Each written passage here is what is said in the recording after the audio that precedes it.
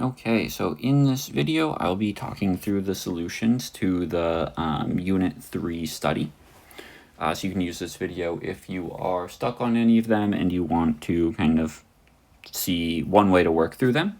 For many of these, there are different ways to approach it, and so if you're doing it a different way than I am, it doesn't necessarily mean that you are wrong. But for the first two here, we want to convert them to standard form. We know that standard form means it should look like ax squared plus bx plus c. And so we see that this is actually in factored form. So in order to get it back to standard form, we're going to want to distribute. So I can write that like this. And splitting up, kind of multiplying this here, multiplying that there. It's going to be 3x squared minus 12x plus 10x minus 20. For a total of 3x squared minus 2x minus 20. And then for this one, we want to combine like terms. So we see that we have a 3x squared and a minus x squared over there. Oh, and another minus x squared there. It's going to be x squared. And then we see that we have a plus 6 here and a minus 4x there. So it's just going to be plus 2x. We have minus 4 plus 6, going to be plus 2. So we've converted both of those into standard form. Okay, so now we want to factor. In here, I'm going to say I can factor out the GCF. So I'm going to start by calling that 4 times x squared plus 5x minus 9. And so now I'm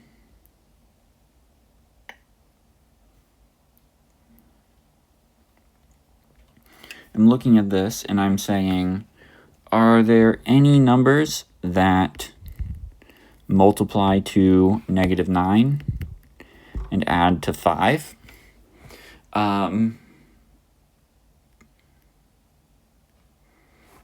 Not that I can think of. So for this one, we are done factoring, right? This is as far as we can go. We cannot factor it further. All right, for this one, we can factor out a GCF. Our GCF here is going to be 9x to the 5th. It's going to be times x squared minus 9. But x squared minus 9 is actually a difference in squares. So we can go further here and we can write 9x to the 5th times x plus 3 times x minus 3. All right, and this one here, we have x squared plus 20x plus 100. That's a perfect square trinomial. So we can call that x plus 10 squared, which is x plus 10 times x plus 10. So here we're looking for two numbers that multiply to negative 12 and add to negative 7. I'm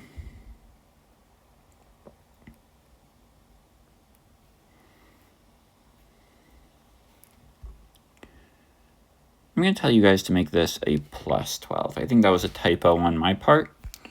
So this could be x minus 4 times x minus 3.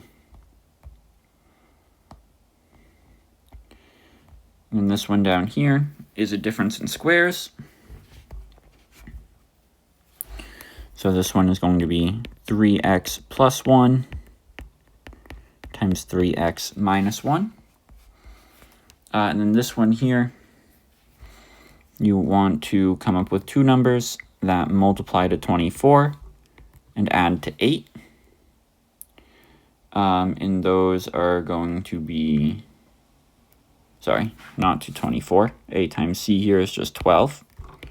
That's going to be 2 and 6. So we can write this 3x squared plus 2x plus 6x plus 4.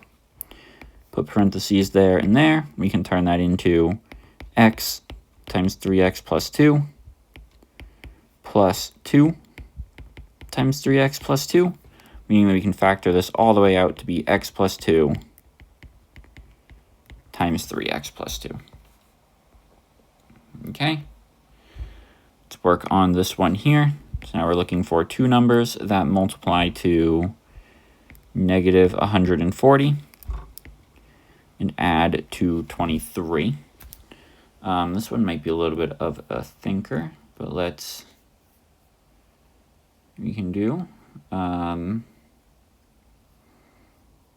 many times does 5 go into that? 5 and 28, there we go. Okay, so it's going to be 28 and negative 5. So we can write 4x squared plus 28x minus 5x minus 35. Parentheses there, 4x times x plus 7 minus 5 times x plus 7, meaning that's going to be 4x minus 5 times x plus 7.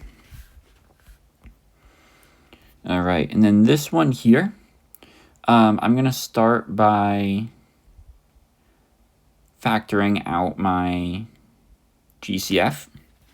So I'm going to call this x times 4 plus x to the 4th minus 5x squared.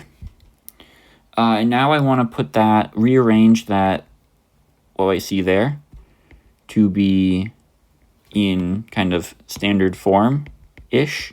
So I'm going to write that x to the 4th minus 5x squared plus 4. And so now I can think about what are two numbers that are going to multiply to 4 and add to negative 5. And I can write this x squared minus 4 times x squared minus 1. Right, remember that just like we can if we have a x squared and an x, if we have 4 and 2, we can use the same form. So I'm looking for two numbers that multiply to 4, add to negative 5, and they're negative 4 and 1. And actually, now that we're here, we have two difference in squares. So we can go further here, and we can call this x times x plus 4 times x minus 4 times x plus 1 times x minus 1. And that is fully factored. Okay, for these ones here, we're solving with square roots. So I'm going to start by subtracting 14 from both sides. Square roots, that's also inverse operations, so you can think about those going together. So we're going to get 4 times x plus 10 squared is equal to 36. Divide both sides by 4, and I get x plus 10 squared is equal to 9. That means x plus 10 is equal to plus or minus 3. That means x is equal to negative 10 plus or minus 3, which means x could be negative 13 or x could be negative 7. Okay, over here, I'm going to divide both sides by 2. And I get 3x plus 2 squared is equal to 13. That means that 3x plus 2 is equal to plus or minus the square root of 13. Meaning that 3x is equal to negative 2 plus or minus the square root of 13, meaning that x is equal to negative 2 plus or minus the square root of 13 over 3.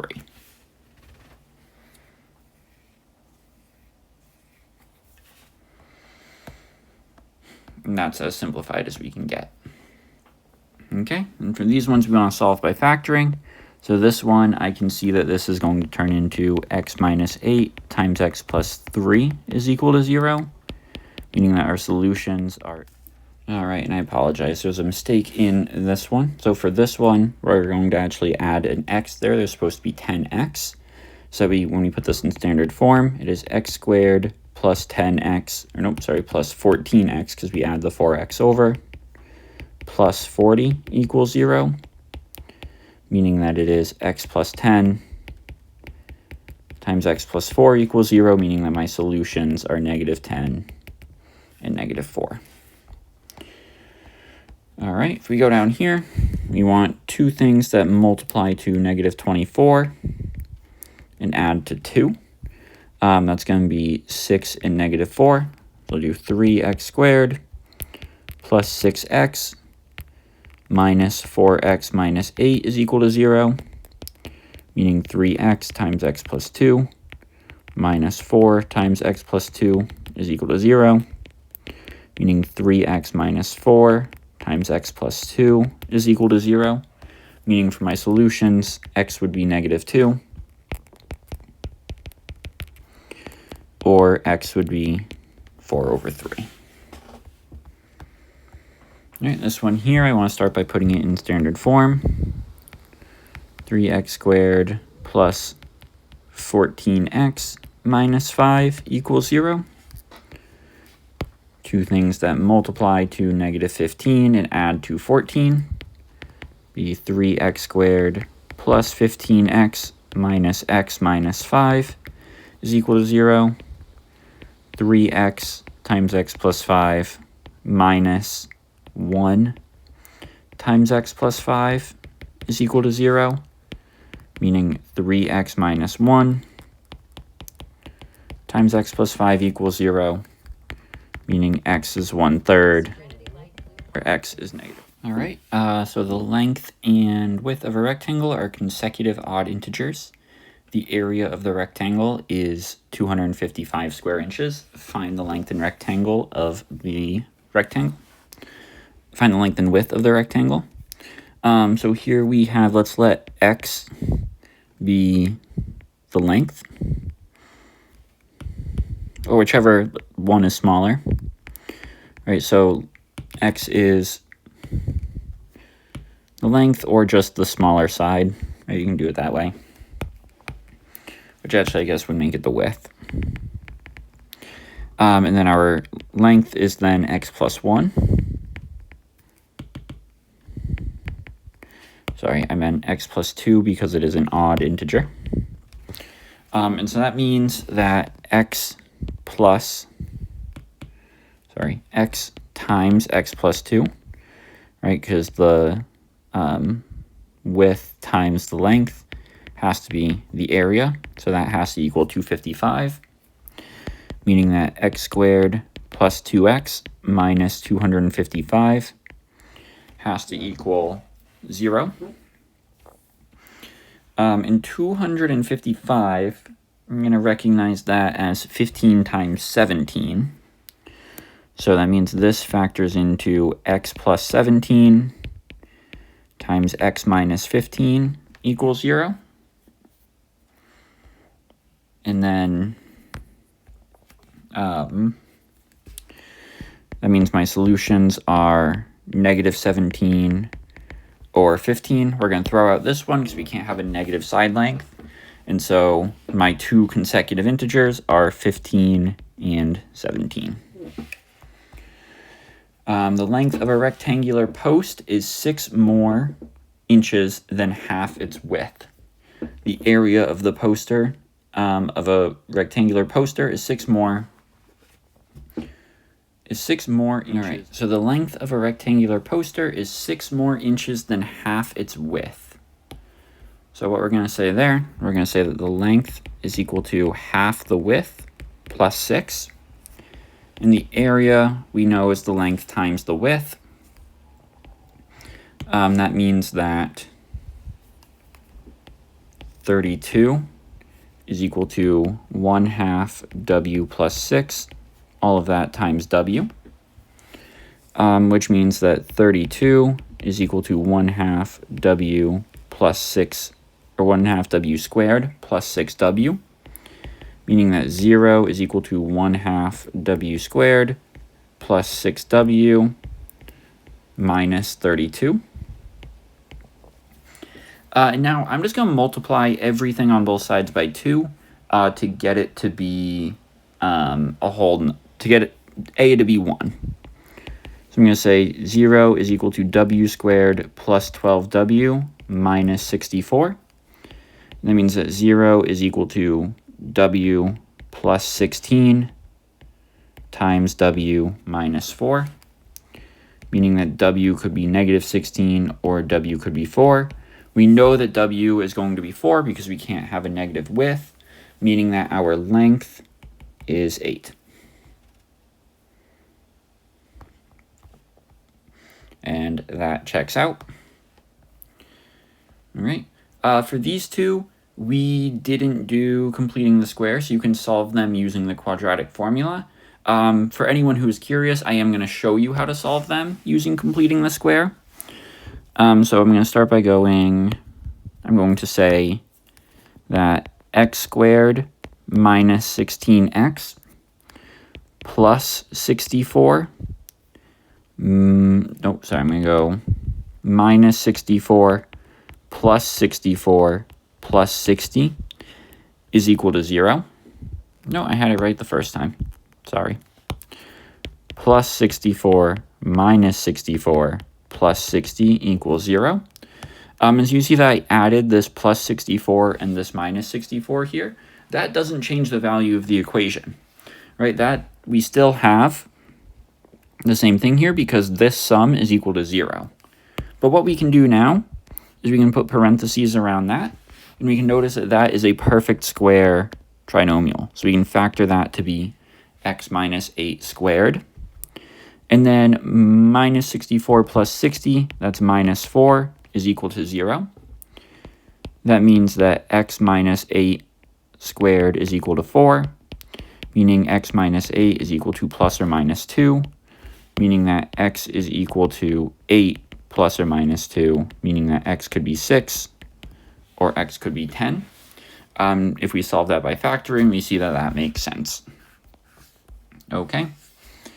So now going over here, I'm going to call this 2x squared plus 12x minus 16 equals 0. I'm going to divide everything here by 2. I'm going to say x squared plus 6x minus 8 is equal to 0. And I'm going to say x squared plus 6x plus 9 minus 9 minus 8 is equal to 0. Meaning that x plus 3 squared minus 17 is equal to 0, meaning x plus 3 squared is equal to 17. X plus 3 is equal to plus or minus the square root of 17, meaning x is equal to negative 3 plus or minus the square root of 17.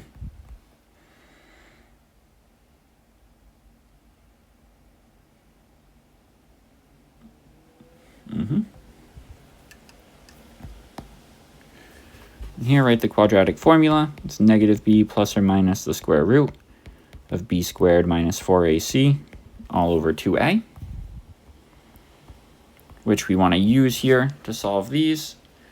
To make our life easier on the first one, I'm going to divide everything by 3. I'm going to say that this is like saying x squared minus 8x plus 15 is equal to 0. And then that means that my solutions are going to be 8 plus or minus the square root of 64. Sorry. Let me do this. So negative 8. So negative 8 plus or minus the square root of negative 8 squared minus 4 times 1 times 15.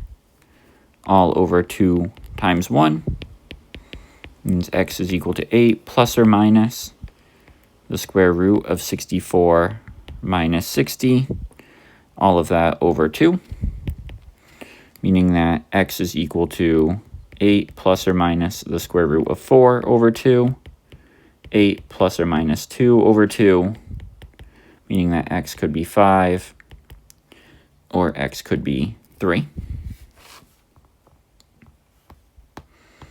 Okay, going on to this one, we're going to write this in standard form. X squared plus 12x plus 26 is equal to 0, meaning that x is equal to negative 12 plus or minus the square root of 12 squared minus 4 times 1 times 26, all over 2 times 1. This square root is going to become the square root of 144 minus 104.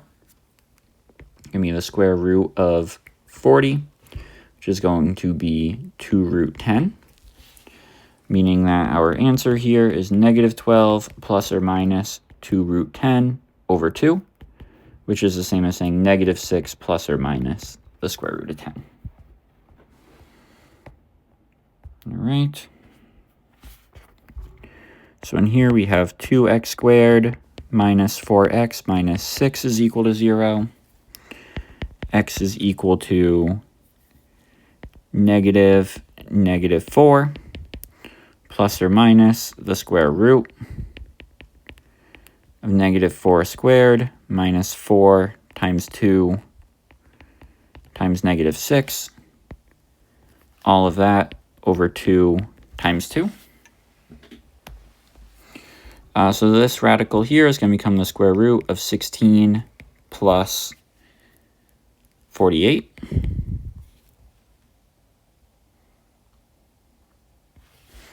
Which is going to become the square root of 16, which is going to become, or sorry, the square root of 64, which is going to be 8. Meaning that this is going to become x is equal to 4 plus or minus 8 over 4. Which could be 12 over 4, which equals 3. And could also be negative 4 over 4, which is negative 1. All right, and this one over here, we're going to have 4x squared minus 28x plus 53 is equal to 0, meaning x is equal to negative 28 plus or minus the square root of negative 28 squared minus 4 times 53 all over 2 times 4. This radical is going to become the square root, and 28 squared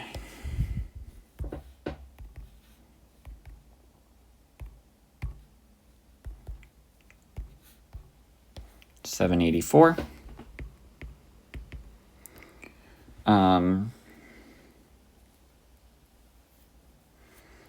Minus, so 4 times 53, so 16 times 53 is 848, meaning this is going to become the square root of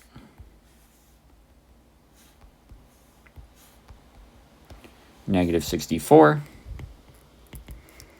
which is 8i, meaning that x is equal to 28 plus or minus 8i over 8, which I'm going to write as 14 plus or minus, sorry, we can go further than that. Can we?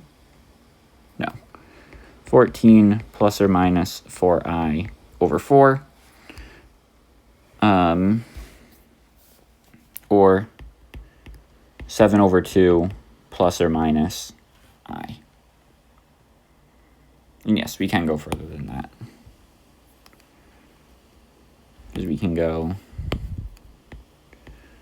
7 plus 2i over 2, or 7 over 2 plus or minus I.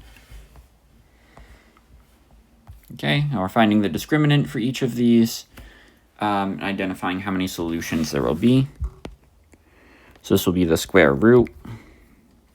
Sorry, so the discriminant here is negative 18 squared minus 4 times 1 times 79. It's going to be 324 minus 276. So that's going to be 48. And 48, that means that we will have two irrational solutions, because 48 is not a perfect square. All right, here we're going to have b squared. So we're going to have 10 squared minus 4 times 1 times 50. So that's 100 minus 200 is negative 100. So these will have imaginary solutions, right? 2 imaginary solutions. And then this one over here, we're going to have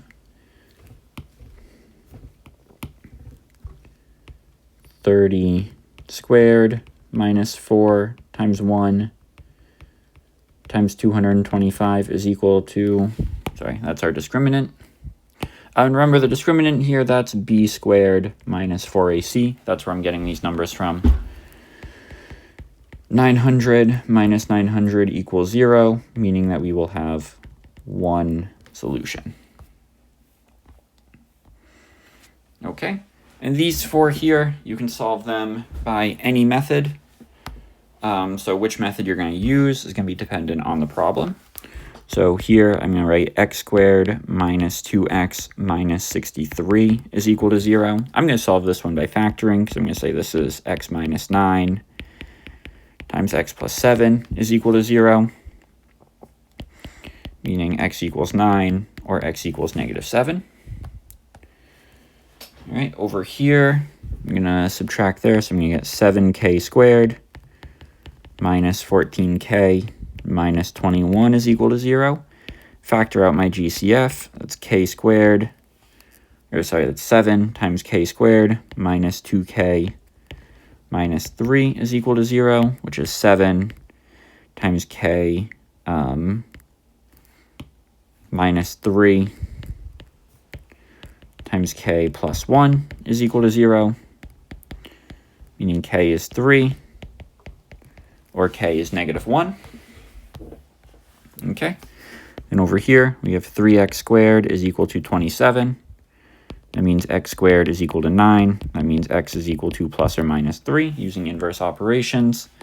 And this is one that is,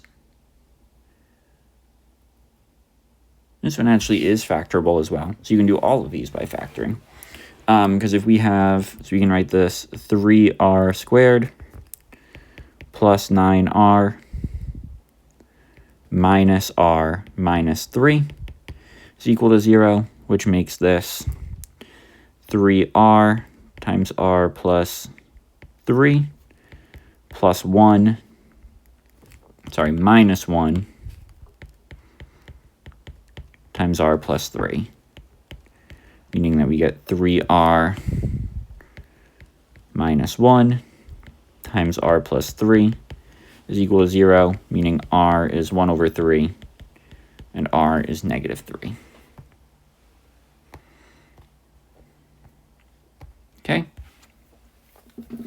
so now we are reviewing here. So we want to fully simplify these. So I'm going to start by calling this the square root of negative 54 over 6. That means it's the square root of negative 9, and that means that it is 3i. And then this one over here, we need to multiply by the conjugate. So we're going to multiply by 4 minus root 15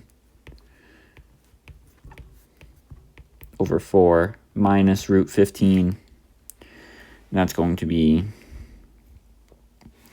28 minus 7 root 15 all over 1. It's going to be 16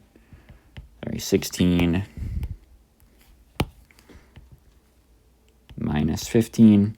So my final answer is going to be 28 minus 7 root 15.